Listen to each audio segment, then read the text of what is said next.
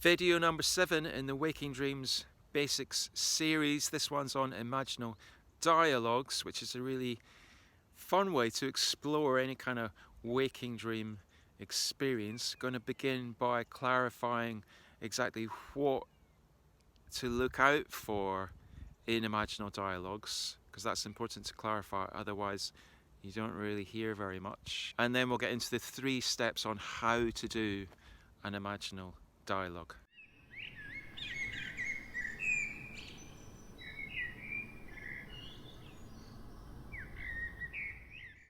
So it's important with imaginal dialogues to get clear on 2 key principles so that we know what we're after, so that we know what we're tuning into.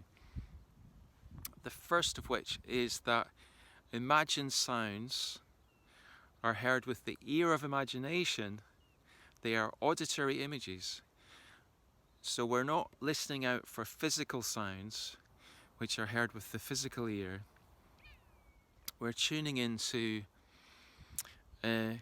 auditory images, which might seem an obvious point, but it's worth making, because a lot of people in imaginal dialogues are actually listening out to hear normal conversation, and therefore they miss out on tuning into what is also a familiar level of communication.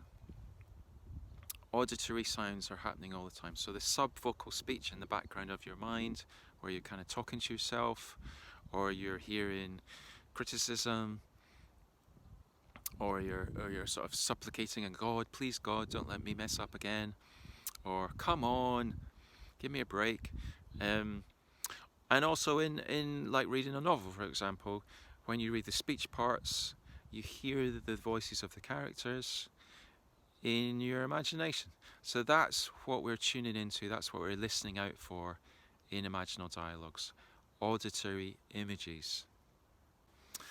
The second important principle of waking dream dialogues is to personify whoever it is you'd like to communicate with in the waking dream.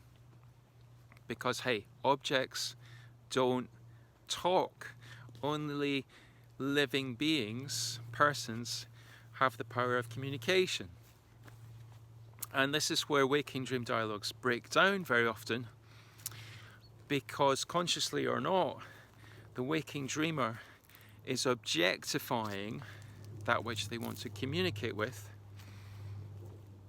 thinking of them, assuming them to be a psychological object or a subpart of the mind, perhaps. These are analytical concepts that take us outside the process of imagining and turn the images into ideas. And that shuts things down. What we need to do is enter into the process of imagining by attributing a personhood to whoever it is we'd like to communicate with. And they'll like that, and they'll be much more likely to open up to us. And you can test this out in reverse. If you objectify your family and friends, they probably won't like it, and they'll probably not talk to you.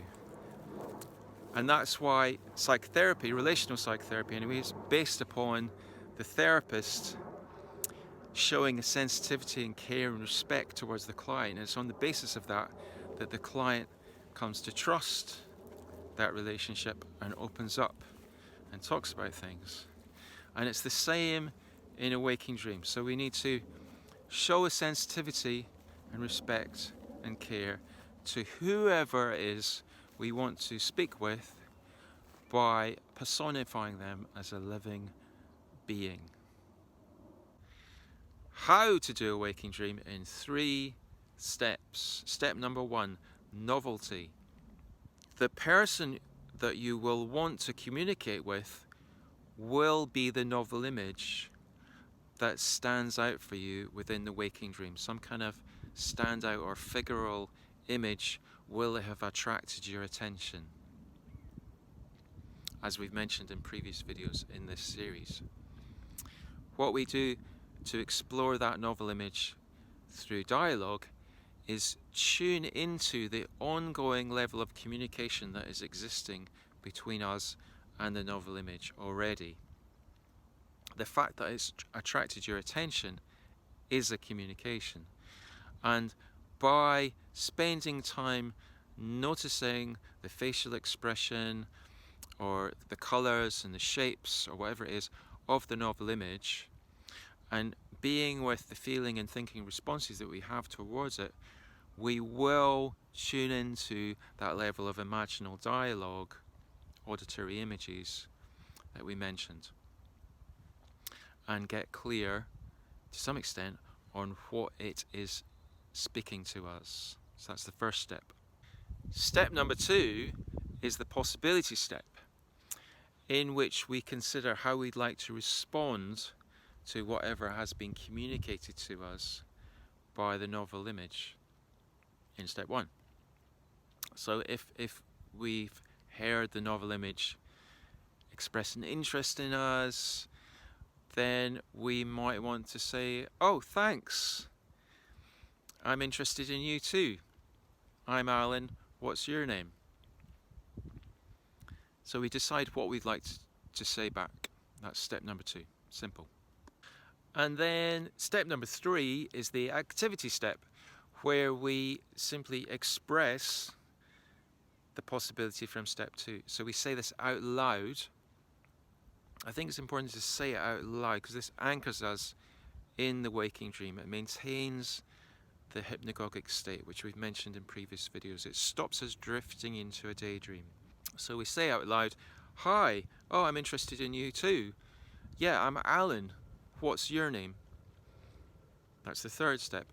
And then what happens is we just go back to step 1, novelty, which we do by noticing the effects of what we've said on the novel image.